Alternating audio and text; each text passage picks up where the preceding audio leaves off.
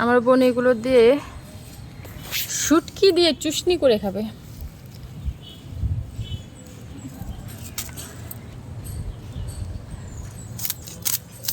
কার কার এমন খাওয়ার পছন্দ আমাকে বলবা, ঠিক আছে?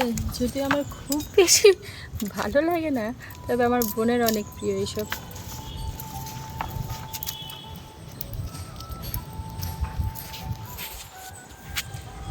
আজকে মাশাআল্লাহ অনেক রোদ উঠেছে, প্রতিদিন এত এত এত বৃষ্টি।